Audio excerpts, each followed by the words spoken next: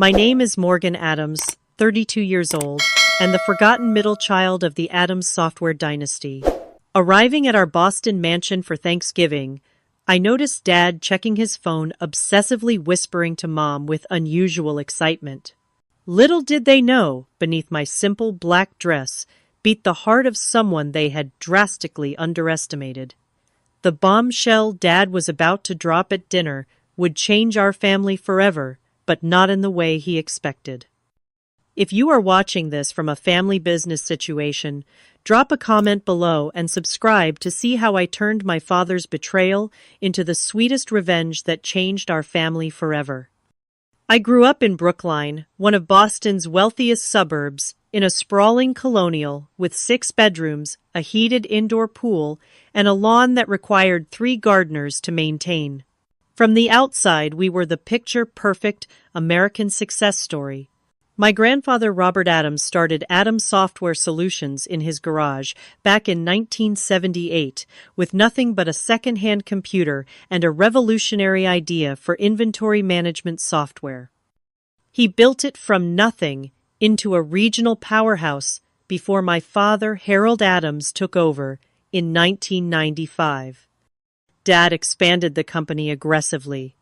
Under his leadership, Adams Software grew from a $10 million family business to a $50 million enterprise with over 200 employees and clients across the country. Every holiday dinner, every family vacation, every weekend barbecue inevitably turned into a celebration of his business genius. The Adams name became synonymous with success in Boston business circles, and Dad never let anyone forget it, especially his children. There were 3 of us Adams kids. My older brother Garrett, 38, was the golden child, despite never showing any real aptitude for the business. He majored in communications, partied through college, and still Dad handed him a vice president position the day after graduation. Garrett spent more time on his boat or with his rotating cast of girlfriends than in the office, but somehow Dad remained convinced he was the natural heir to the Adams throne. Then there was me, Morgan, perpetually stuck in the middle at 32. Unlike my siblings, I inherited my grandfather's passion for technology. I taught myself coding at 12 and built my first app at 15. I studied computer science and business at MIT, graduated summa cum laude, and had legitimate innovative ideas for modernizing the company. Yet somehow, Dad always looked right through me during business discussions, as if I were invisible. My younger sister Megan, 29, rounded out our trio. She leveraged our family name to become a lifestyle influencer, with hundreds of thousands of followers who loved her. Perfectly curated glimpses into old money New England living. She had zero interest in software or business operations, but never missed an opportunity to post about being an Adams Software heiress while contributing nothing to the company's success. Mom Diane came from old Boston money and approached family conflict the way all proper Beacon Hill wives did, by ignoring it completely and pouring another glass of Chardonnay. She played peacekeeper, but ultimately enabled Dad's worst behaviors, especially his dismissal of my business acumen. "Harold, maybe you should listen to Morgan's idea," she would occasionally suggest at dinner, only to immediately back down when Dad shot her that look. "Diane, please. This is actual business we are discussing," he would say, before turning back to Garrett to continue their conversation about golf or yacht clubs or whatever non-business topic they were actually discussing. Family gatherings always centered around business talk that somehow excluded me. Dad and Garrett would dominate conversations with industry jargon and inside jokes, while I sat silently despite understanding the technology and market better than either of them. If I tried to contribute, Dad would smile condescendingly and say something like, "That is sweet, Morgan, but leave the business discussions to the people who understand the real world." The breaking point came when I was 22. Fresh out of MIT with honors, I had developed a cloud-based integration solution that could have revolutionized our product line years before competitors entered that space. I spent months preparing a comprehensive business plan, market analysis, and technical specifications. Dad finally agreed to let me pitch during a board meeting, supposedly as a professional courtesy. I still remember walking into that mahogany-paneled boardroom, laptop and presentation materials in hand, heart pounding with a mixture of nervousness and excitement. The board members, all men in their 50s and 60s who had been Dad's friends for decades, watched with polite but distant expressions as I connected my laptop to the projector. 10 minutes into my presentation, Dad checked his watch, sighed loudly, and raised his hand to stop me mid-sentence. "I think we have seen enough," he said with a tight smile that did not reach his eyes. "Morgan, sweetheart, this is all very creative but completely impractical for a serious enterprise like ours. Our clients want stability, not experimental technologies." He turned to the board members with an apologetic shrug. "My daughter recently graduated college and is full of these academic ideas. Now, shall we move on to actual business matters?" The humiliation burned through me as I packed up my materials while they chuckled and moved on as if I had never been there. That night, I made a decision that would change everything. I would leave Boston and the family business behind. I would build something of my own, something so successful that even my father could not dismiss it. I moved to San Francisco with $5,000 in savings and nothing else. My parents assumed it was just a phase, a tantrum they indulged, with patronizing amusement. "She will be back when she runs out of money," I overheard Dad telling Mom on the phone during one of our increasingly rare calls. Those early years were brutal. My tiny studio apartment in a questionable neighborhood cost nearly my entire monthly budget. I survived on ramen noodles and coffee, working 80-hour weeks, first at entry-level coding jobs, then as a freelance developer. Every dollar I could save went into building my own company.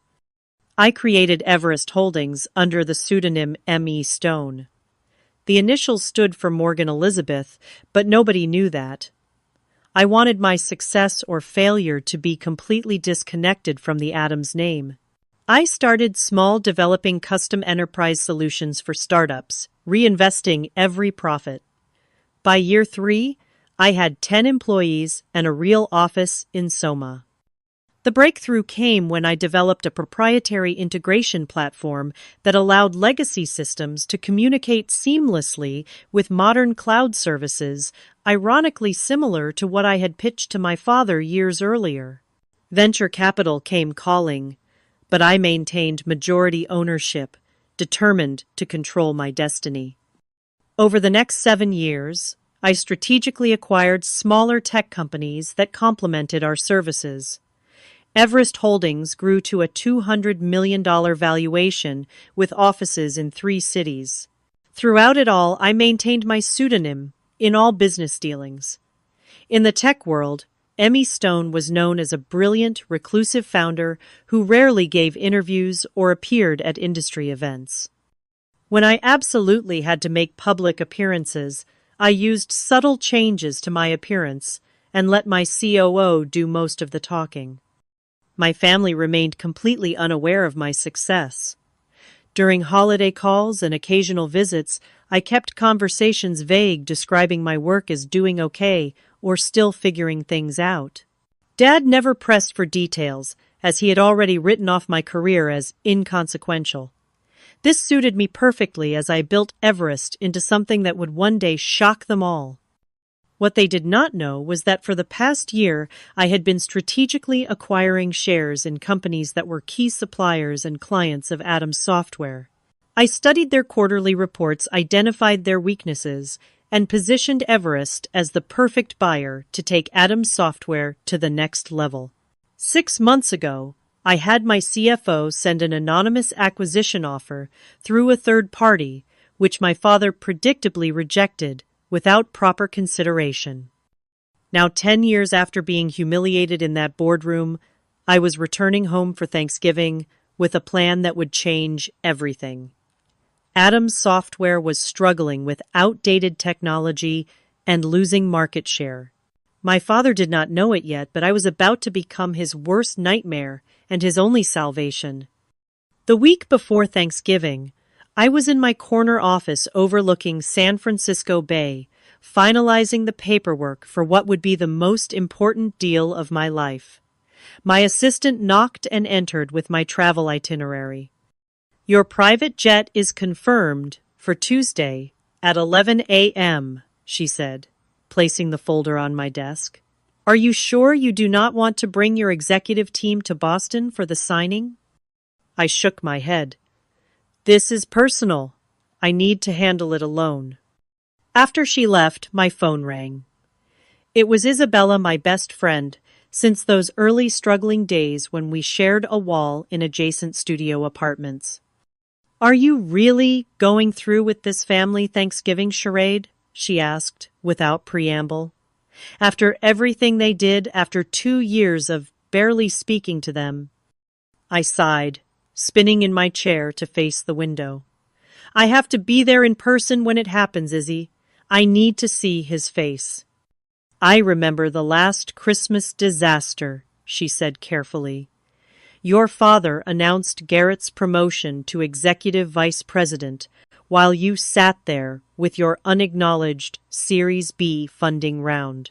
You came back to California and did not speak to them for months." The memory stung. Dad had raised a toast to the future of Adams Software while looking directly at my brother, who had been too hungover to contribute anything meaningful to the strategy meeting earlier that day. "This time will be different," I promised. "Everything changes this Thanksgiving." I spent the evening packing, deliberately choosing my wardrobe to make a statement. Gone were the casual clothes my family associated with me. Instead, I packed Armani suits, a Chanel dress for Thanksgiving dinner, Louboutin heels, and the subtle signifiers of success that only the wealthy recognize: a Patek Philippe watch, a Bottega Veneta handbag, small diamond earrings from Tiffany. None of it ostentatious, all of it unmistakably expensive. After years of deliberately downplaying my success around my family, I wanted them to see glimpses of it before the final revelation. Tuesday morning, I boarded the private jet I rarely used, preferring commercial flights despite my wealth. This trip warranted the exception. During the 5-hour flight, I reviewed the contract once more, ensuring every detail was perfect. The irony was not lost on me that for years I had flown coach to Boston, eating airplane peanuts and squeezing into middle seats while building the empire that would now allow me to arrive in style. The jet landed at a private airfield outside Boston. A black Bentley waited on the tarmac, another unusual indulgence I had arranged specifically for this trip. As we drove through familiar neighborhoods toward Brookline, I felt a strange mixture of nostalgia and determination hardening within me. The Adams family estate looked exactly as it always had: imposing colonial architecture, perfectly manicured grounds, now dusted with November snow, a wreath already hanging on the door in preparation for the holiday season.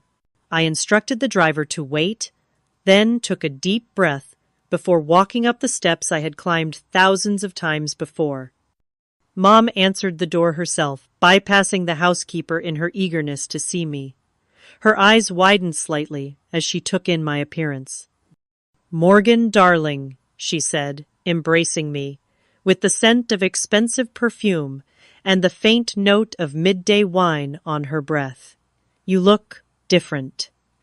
"Is that a Rolex?" "Patek Philippe, actually," I said, returning her hug. "Good to see you, Mom." She ushered me inside, chattering about Thanksgiving preparations and Megan's latest Instagram milestone. I nodded politely, setting down my bag in the grand foyer with its sweeping staircase and crystal chandelier. Home sweet home, with all its complicated memories. "Your father is in his study," Mom said. He has been very busy with some big deal. Very hush-hush, even with me. I smiled. I will say hello, before I settle in. Dad's study had always been somewhat forbidden territory, a masculine sanctuary of leather mahogany and business journals. I knocked once and entered without waiting for a response, a small act of defiance. He looked up from his desk, reading glasses perched on his nose, surprise flickering across his face, before settling into his usual mild disinterest. Morgan, you made it. He stood for a brief, awkward hug, then gestured vaguely toward the chair across from his desk. The trip from California was good. Very smooth, I said, deliberately not taking the offered seat. I flew private. Saves time. A momentary confusion crossed his features. Private, that must have been expensive. I shrugged. Business is good. Before he could inquire further, his phone rang, and with a perfunctory, "Excuse me, this is important," he turned away to answer it. I used the opportunity to glance at the papers on his desk. There it was, the Everest Holdings acquisition proposal, with my company logo prominently displayed. My heart raced, but I maintained my composure as he finished his call. "Sorry about that," he said hastily, gathering the papers into a folder. "Big things happening at the company. You would not understand."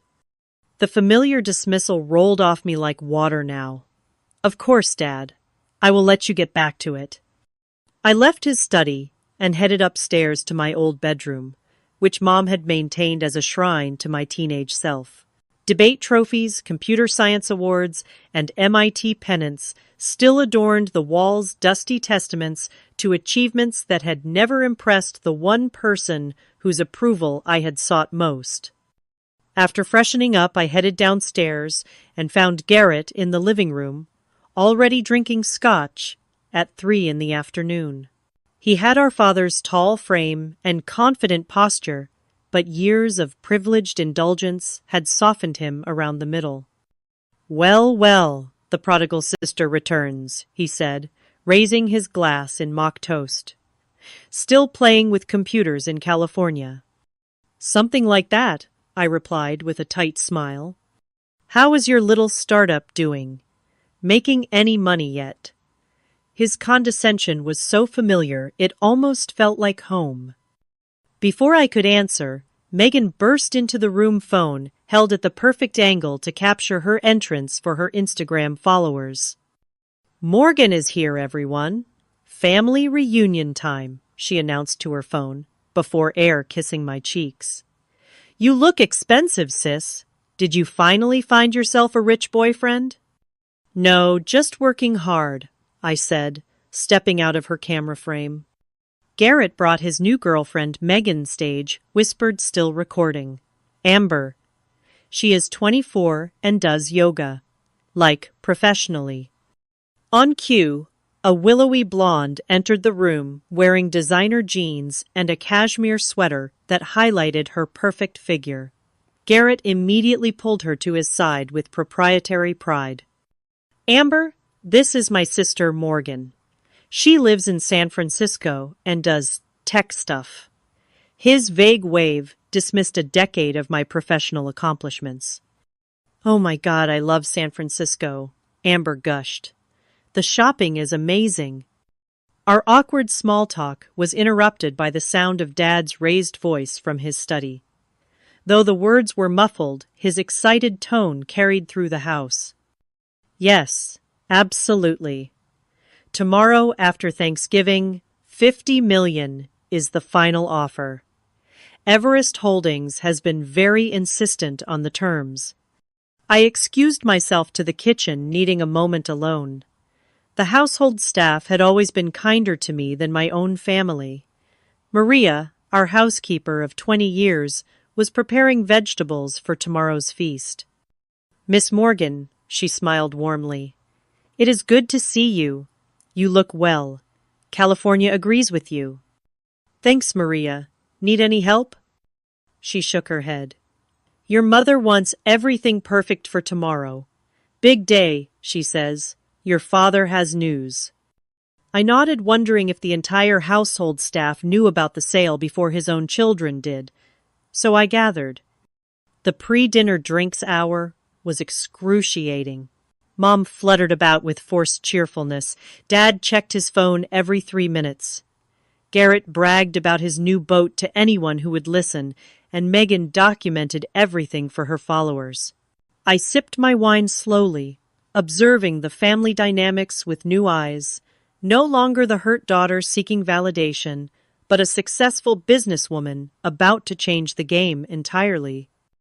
"Dinner is ready," Mom finally announced, ushering us toward the formal dining room where the family had gathered for holiday meals for 3 generations.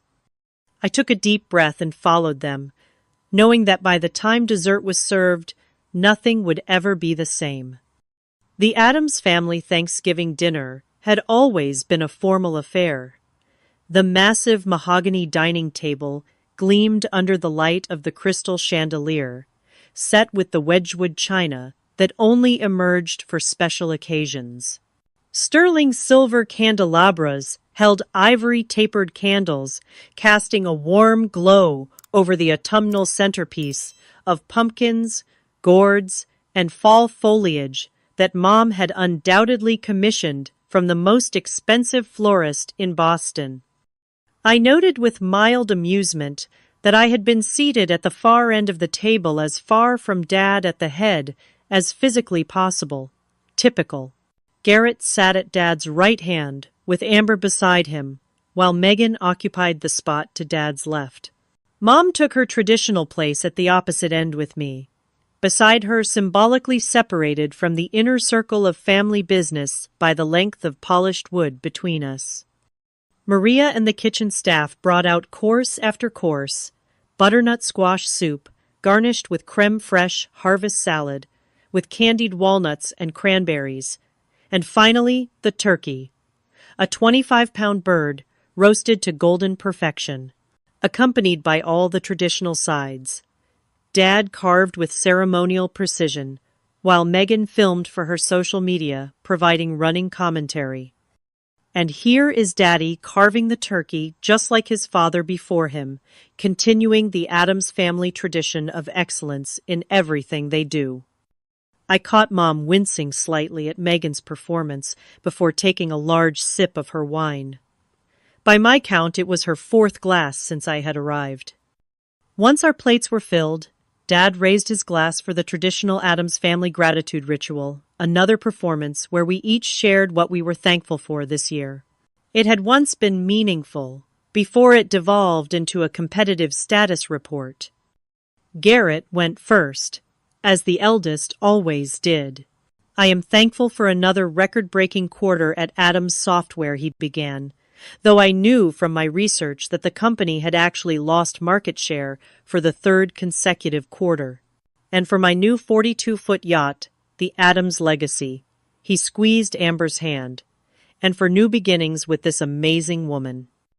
Amber giggled and kissed his cheek, while Megan made exaggerated gagging motions when Garrett was not looking. Megan went next, phone still in hand. "I am so thankful to have reached 1 million followers this year. My collaboration with Luxury Life Cosmetics has been amazing, and I am grateful to be an Addams and represent our family brand to the world." She beamed at Dad, who nodded approvingly, though he had often complained privately about her frivolous career. When my turn came, I set down my fork and spoke clearly. "I am thankful for the lessons life has taught me. That sometimes rejection leads to the right path, that persistence matters more than privilege, and that success is the best teacher." I raised my glass. "To finding your own way." Dad frowned slightly, perhaps detecting something in my tone, but quickly moved on to his own gratitude speech, which predictably centered on the business legacy he had built. Mom offered generic thanks for family and health, her words slightly slurred. Throughout the meal, Dad seemed distracted, checking his phone under the table and occasionally whispering to Mom, whose smile grew increasingly strained. Garrett dominated the conversation with stories about clients he had supposedly impressed, while Megan interrupted regularly to share comments from her followers watching her Thanksgiving Instagram story. As Maria brought in the pumpkin and pecan pies, Dad suddenly tapped his knife against his crystal water glass, the sharp ping cutting through the dinner conversation. "I have an announcement to make," he said, standing at the head of the table with the authority of someone accustomed to commanding rooms, one that affects everyone here. The table fell silent. Even Megan lowered her phone.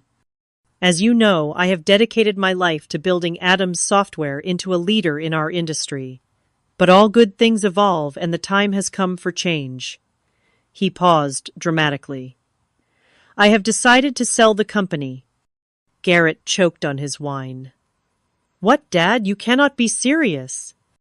Dad raised his hand for silence. "I have been in negotiations for months with a very interested buyer. The deal will be finalized tomorrow." Megan gasped theatrically. "But Daddy, what about the Adams legacy? My brand is built around being an Adams Software heiress." "That brings me to the second part of my announcement." Dad continued, his expression unreadable. "The proceeds from the sale will not be going to you children as inheritance." Now, both Garrett and Megan erupted in protest. "That is our birthright." Garrett slammed his fist on the table, rattling the china. "What do you mean?" Megan wailed, now live streaming the family drama to her followers. "Where is the money going?" Dad waited for their outbursts to subside.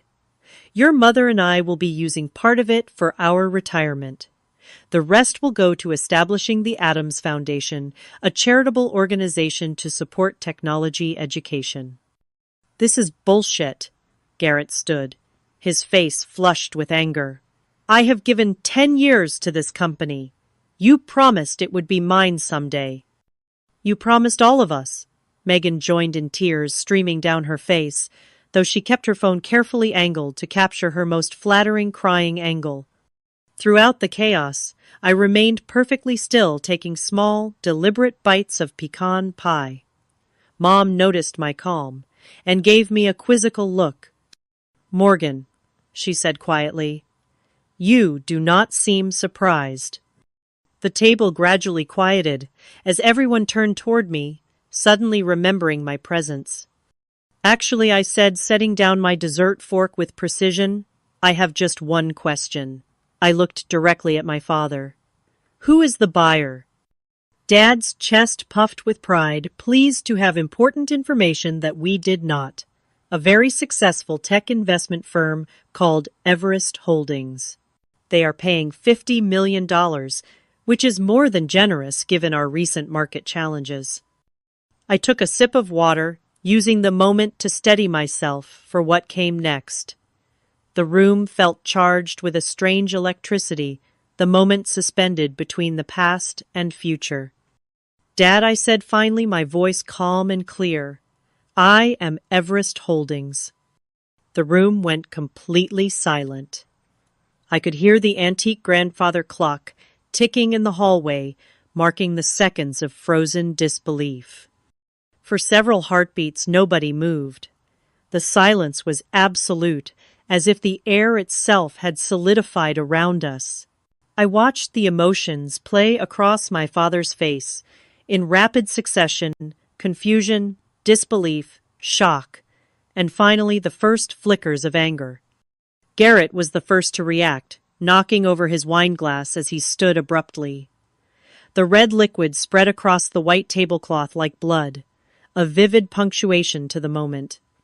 "What the hell are you talking about?" he demanded, looking between Dad and me with growing panic. Megan, incredibly, was still live streaming, her hands shaking as she captured what was quickly becoming the most dramatic content her followers had ever seen. "Oh my God," she whispered to her phone.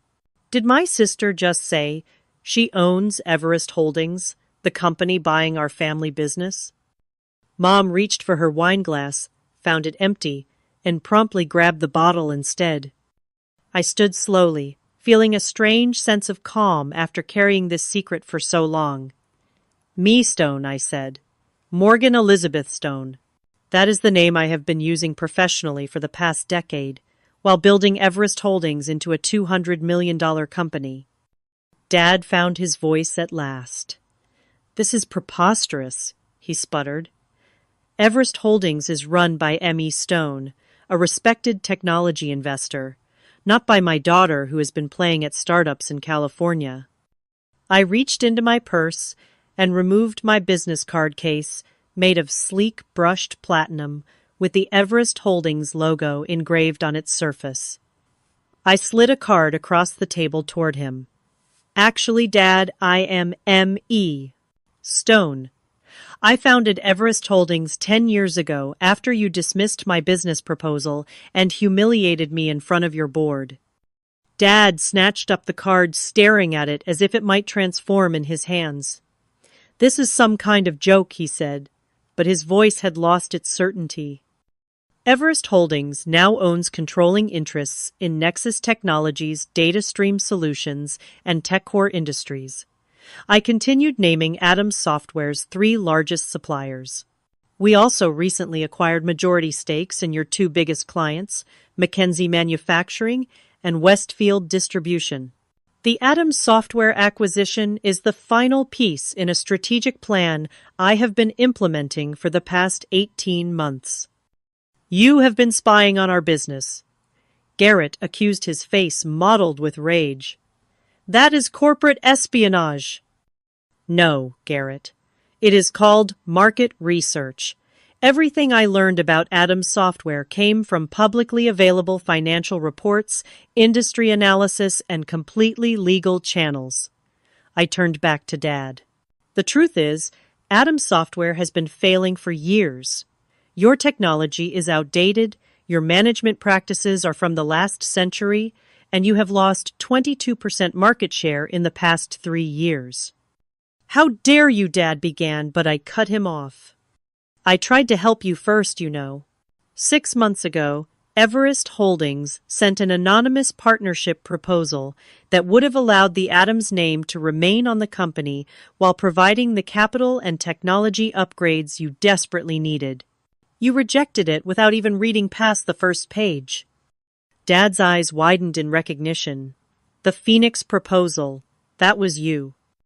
I nodded. I wanted to give you a chance to accept help without knowing it came from me. Your pride would not allow it.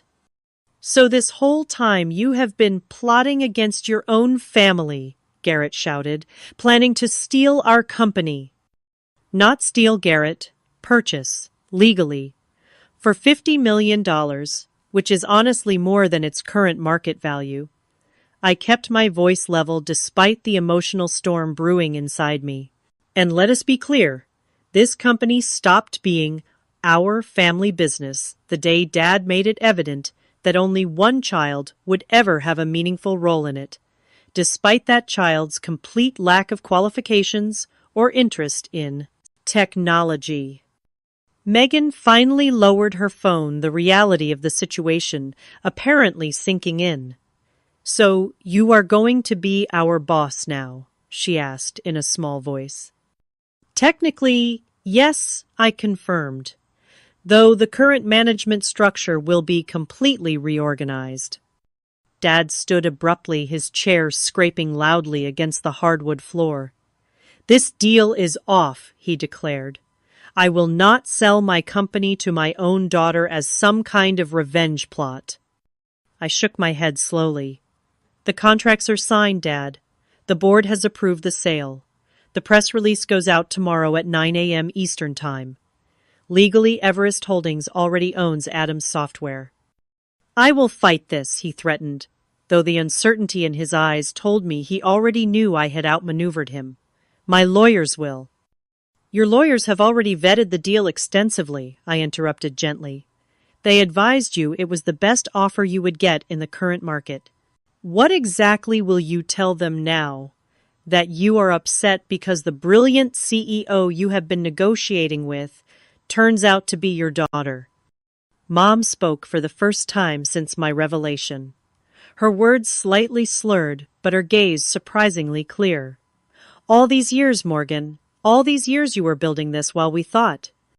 While you thought I was failing, I finished for her. Yes, exactly. Dad slammed his hand on the table. You have a choice to make right now, Morgan. You can be my daughter, or you can be the person who took my company. You cannot be both. The ultimatum hung in the air between us, so predictable it almost made me sad. 10 years ago it would have devastated me. Now it merely confirmed what I had always known. That is where you are wrong, Dad, I said quietly. I am both. I always have been. You just refuse to see it. Megan had started crying in earnest, now mascara tracking down her perfectly contoured cheeks. What happens to us, to our trust funds, our positions?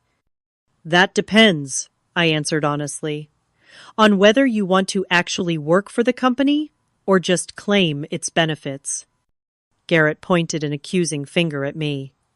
You planned this for Thanksgiving, deliberately, did not you, to humiliate us in front of the whole family. I planned it for Thanksgiving because I knew everyone would be here. I corrected him. And because 10 years ago at Thanksgiving dinner, Dad announced that he was promoting you to vice president, despite your complete lack of qualifications, while telling me my degree from MIT and 3 years of coding experience was not enough to warrant even an entry-level management position. Dad's face flushed at the reminder. That was different. Garrett is my son, my firstborn. And there it is, I said softly. The real reason I was never given a chance. Not my ideas, not my education, not my work ethic, just my gender. The painful truth silenced the room again. Even Garrett had the grace to look uncomfortable. This conversation is over, Dad finally declared. Everyone out. I need to call my attorneys. He stormed from the dining room, the sound of his study doors slamming, echoing through the house moments later. Mom rose unsteadily to her feet. I should go check on him, she murmured, though she paused beside my chair. Are you really worth $200 million? I nodded. And all those times you could not come home for Christmas because you said you could not afford the plane ticket. I was running a company, Mom, and I needed you all to keep underestimating me. She touched my shoulder briefly, an unreadable expression on her face, then followed after Dad. As the dining room emptied, I remained seated, looking at the abandoned Thanksgiving feast around me. The turkey had grown cold, the candles burned low, and the family I had once desperately wanted to impress had scattered in shock and anger. It should have felt like victory. Instead, a hollow ache spread through my chest as I realized that while I had finally earned their attention, I was further than ever from earning their understanding. I retreated to my childhood bedroom as the house descended into chaos below. Through the floor, I could hear Dad shouting on the phone, presumably to his lawyers, while Mom's placating tones rose and fell in counterpoint. Occasionally, Garrett's angry voice would join the cacophony, followed by Megan's dramatic wailing. My old room remained frozen in time, a museum to the person I had been. The twin bed with its navy blue comforter, the desk where I had spent countless hours coding and dreaming, the bookshelves, lined with computer science textbooks, and the few fantasy novels I had allowed myself as rare indulgences. Debate trophies and academic medals gathered dust on the shelves, achievements that had never impressed the one person whose approval I had sought most. I ran my fingers along the spines of my old journals, pulling one out at random. Inside were detailed business plans, algorithm sketches, and notes for the very cloud integration platform that had eventually become Everest's flagship product. The irony was not lost on me that everything I had built had begun right here in the room where I had felt most invisible. A sharp knock on the door interrupted my thoughts. I opened it to find Garrett, his tie loosened and face flushed with either anger or alcohol, possibly both. "We need to talk," he said, pushing past me into the room without waiting for an invitation. I closed the door and leaned against it, arms crossed. "About what, Garrett? How I ruined your Thanksgiving, or how you plan to inherit a company you helped run into the ground." "You think you are so clever," he hissed, pacing the small space like a caged animal. "Little Morgan with her computers and her secret identity. Did you enjoy lying to our faces all these years?" "About as much as you enjoyed taking credit for my ideas," I replied evenly. "Remember when I suggested Adams Software should move to cloud-based solutions 6 years ago during Christmas dinner? Dad dismissed it as trendy tech jargon. But somehow, 3 months later, you presented the exact same concept as your own strategic vision." Garrett stopped pacing, his expression darkening. "I was the one who stayed. I was the one who put in the time at the company while you ran off to California to prove some point." "You put in time, yes. But what did you actually contribute, Garrett? Besides expenses on the company credit card for client dinners at strip clubs and a corner office you used primarily for naps between hangovers," his face contorted with fury. "You do not know what you are talking about. I brought in the Westfield account." Westfield came to Adams Software because I personally reached out to their CTO as M.E. Stone and recommended your services as part of my long-term acquisition strategy, I informed him. "And I know exactly what I am talking about because I have been auditing the company remotely for the past year as part of my due diligence, including the financial records you thought were only accessible on the local server." The color drained from his face. "What are you saying?" "I know about the $300,000 you embezzled through fake vendor accounts, Garrett. I know about the phantom consulting fees that went directly to your personal offshore account. I know everything." He took a threatening step toward me. "You cannot prove any of that. I have transaction records, account numbers, and IP logs showing the falsified entries came from your office computer on days when only you were present in the building." I held his gaze steadily. "I am not planning to pursue criminal charges, Garrett. That would hurt the company during the transition. But do not test me." "You bitch!" he whispered, hands clenching into fists at his sides. "You would destroy your own brother." "I would hold accountable a thief who happens to be related to me." I corrected him. "There is a difference." We stood in tense silence until he finally turned away. "This is not over," he warned, yanking open the door.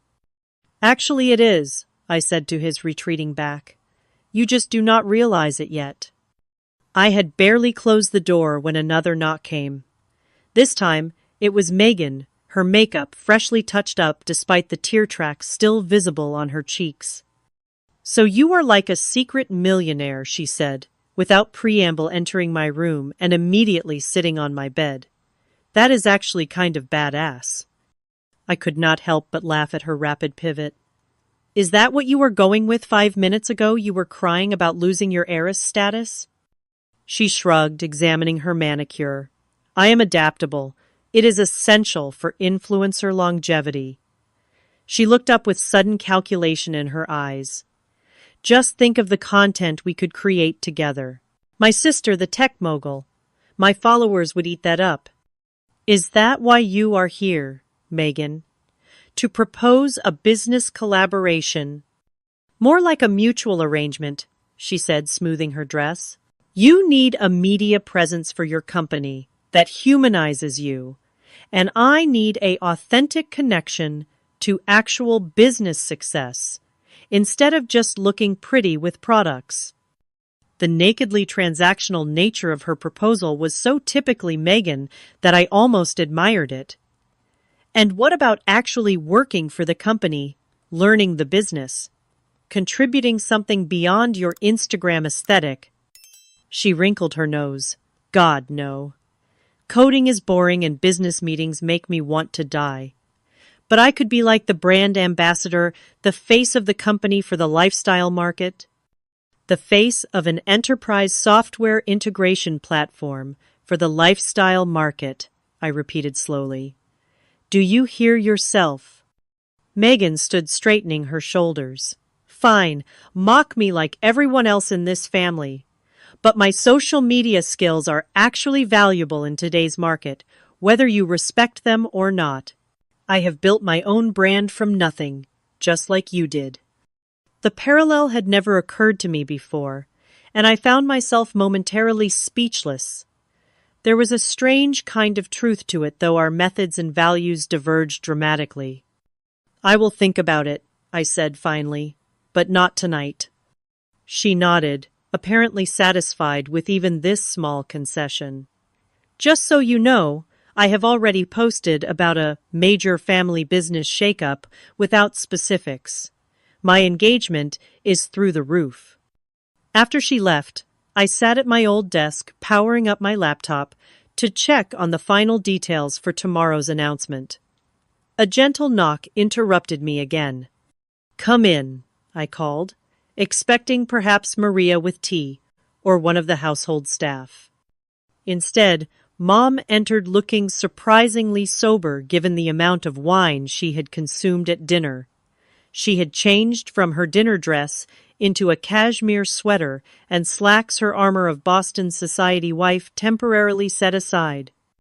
Your father has locked himself in his study with a bottle of scotch and the company bylaws, she said, settling into the window seat where she used to sit and read me stories as a child. He is convinced there must be some loophole to stop the sale. There is not, I said simply. His lawyers already confirmed it. She nodded, looking around the room thoughtfully. You know I kept everything exactly as you left it. I always thought you would come back once you got this rebellion out of your system. It was never a rebellion, Mom. It was a career, a life. $200 million, she mused, shaking her head slightly. My little girl built a company worth $200 million in secret, while we all thought you were struggling. I turned to face her fully. You could have asked Mom. Any of you could have shown genuine interest in what I was doing, but none of you ever really wanted to know. Tears welled in her eyes. I knew Morgan. Not the details, not the scale of your success, but I knew you were special.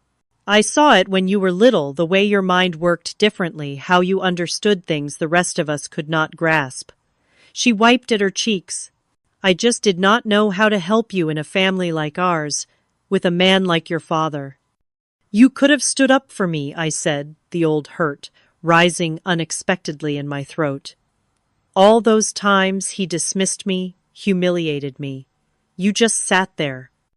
I was wrong, she admitted quietly. I told myself I was keeping the peace, being a supportive wife. But I failed as a mother when you needed an advocate. The simple acknowledgement pierced something long frozen inside me. I had come prepared for anger, for accusations, even for legal threats. I had not prepared for genuine remorse. What happens now? Mom asked, after a long silence. Tomorrow morning, the acquisition becomes public. Adams Software will become a subsidiary of Everest Holdings. The company name will remain for now, but operations will be completely restructured.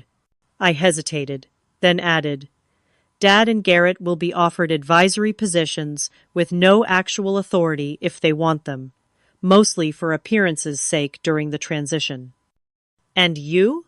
Will you move back to Boston? I shook my head. I will remain in San Francisco. We will install a new management team here. She nodded, seeming to understand all I was not saying. That I had outgrown this house, this family dynamic, this version of myself. Your father may never forgive you for this, she warned softly. I know, I acknowledged. But this is not about forgiveness, Mom. It is about finally being seen. After she left, I worked until dawn preparing for the morning's confrontation, ignoring the texts from Isabella asking for updates. As the first gray light of morning filtered through my curtains, I changed into one of my Armani suits, styled my hair into a sleek chignon, and put on the subtle makeup that M.E. Stone was known for in her rare public appearances. The morning would bring either a new beginning for the Addams family or its final fracturing. Either way, I was ready. The kitchen was eerily quiet when I came down at 7 a.m. Maria silently handed me a cup of coffee, her eyes communicating a mixture of concern and respect. The formal dining room had been cleared of last night's Thanksgiving disaster. No evidence remaining of the family explosion, except the lingering tension in the air. I checked my phone. 3 missed calls from my executive team, eager for updates on the acquisition announcement scheduled for 9 a.m. A text from Isabella. "Did you drop the bomb? Are they still breathing?" I had just finished responding when Dad appeared in the doorway of the kitchen. He looked older than he had yesterday, the lines around his eyes deeper, his normally perfect posture slightly stooped. He had clearly not slept. "My study, now." His tone left no room for discussion. I followed him down the hallway to the room that had always been the center of Addams' family power. The wood-paneled walls were covered with framed accolades, business journal covers featuring Dad Industry Awards, photos with politicians and celebrities. Conspicuously absent was any recognition of my achievements, though my MIT graduation photo sat on a side table, half hidden behind more prominent family pictures. Dad took his seat behind the massive desk, a position he had used to intimidate business rivals for decades. I chose not to sit in the visitor's chair, as expected, instead perching on the edge of the desk itself, a subtle repositioning of our power dynamic that did not go unnoticed. "My attorneys confirm what you said last night," he began, without preamble. "The sale is legally binding. The board vote was unanimous." "Of course it was," I replied. "Addams Software has been losing market share for 3 years. Your technology is outdated, your management structure is bloated, and your development pipeline is empty." The board recognized a good offer when they saw it. $50 million, he said, shaking his head. The company was valued at $70 million just 2 years ago. The company was overvalued 2 years ago, I corrected, and I offered more than any other potential buyer would have. Most would have stripped the assets and dissolved the Addams name entirely. He looked up sharply. "And is that your plan, to erase your own family legacy?" "Number. Despite everything, I respect what grandfather built and what you expanded. The Addams name stays, though the company structure will change significantly." For the first time, uncertainty crossed his features. "What exactly are your plans?" I had waited 10 years for him to ask my opinion on business matters. The irony was not lost on me. Addams Software will become the enterprise division of Everest Holdings, focusing on updating your legacy products and integrating them with our cloud platforms. We will retain approximately 60% of the current staff with significant changes to upper management. "And me?" he asked the question, clearly costing him. "You will be offered a position as chairman emeritus. No operational authority, but you will maintain an office and can advise on client relationships during the transition." His jaw tightened. "A figurehead role."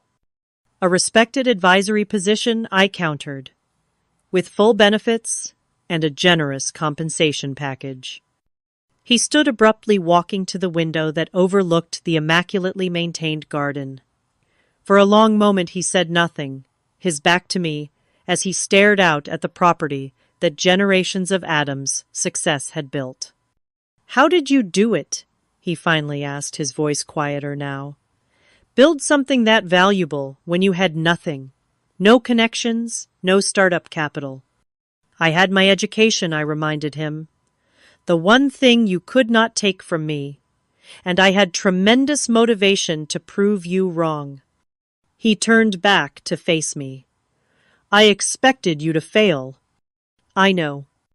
Everyone does, you know. Fail, I mean.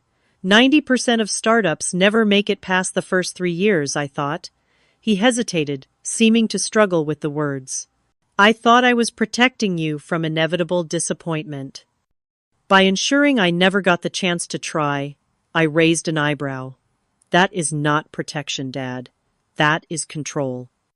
He flinched slightly at the accusation. Perhaps.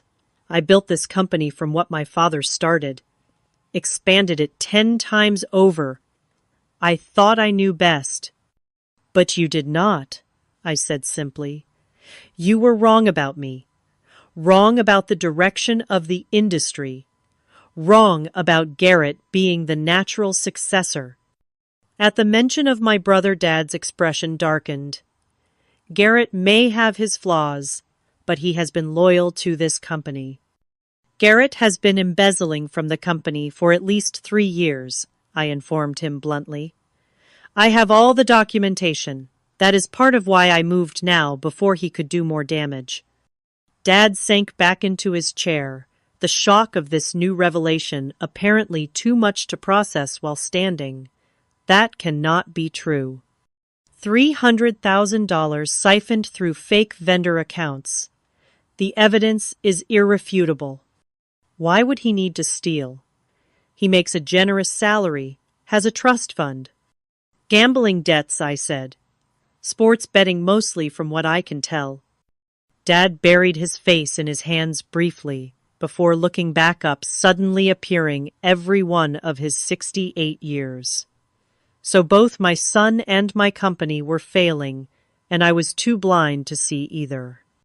The naked vulnerability in his admission caught me off guard. I had expected more anger, more accusations, not this broken acceptance. Not blind, I said, softening my tone slightly. Just looking in the wrong direction.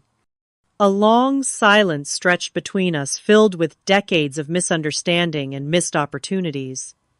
When he finally spoke again, his voice had changed the arrogance, replaced with something approaching genuine curiosity. How did you do it? He asked. Really?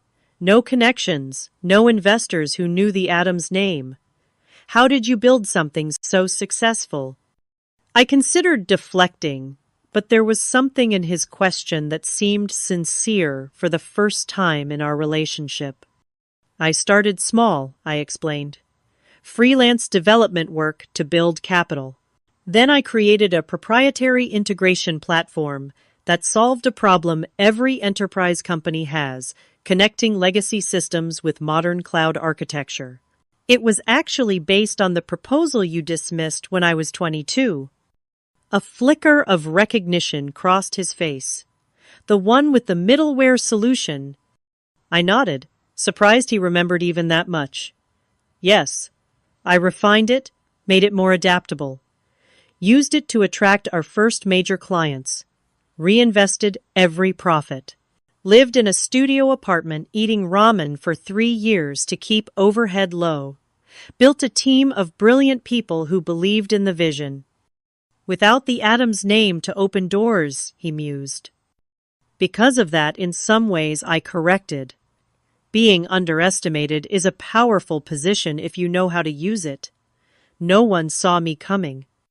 He almost smiled at that. Clearly not. Another silence fell, but different now, less hostile. I checked my watch. The press release goes out in 45 minutes. We should discuss next steps. What about Garrett and Megan? He asked. Garrett will be offered a choice. Resign quietly, with a reasonable severance, or face potential legal consequences for the embezzlement. Megan. I paused, considering. Megan actually made a compelling case last night for serving as a brand ambassador. Her social media skills are legitimately valuable in the right context. Dad looked genuinely surprised. You would keep them involved. After everything, this was never about destroying the family, Dad. It was about claiming my place in it on my terms. He nodded slowly, his gaze dropping to the papers on his desk, then rising again to meet mine with unexpected directness. You outmaneuvered me completely, he said, and I was startled to detect a note of something almost like pride in his voice. Your grandfather would have been impressed. Coming from him, it was as close to approval as I had ever received. I felt a complicated emotion rising in my chest. Not quite vindication, not quite forgiveness, but something hovering in the space between. I learned from watching you, I acknowledged, even when you did not think I was paying attention. He extended his hand across the desk. So, Chairman Emeritus. I took his hand, sealing the first professional agreement we had ever made as equals. Welcome to Everest Holdings, Dad.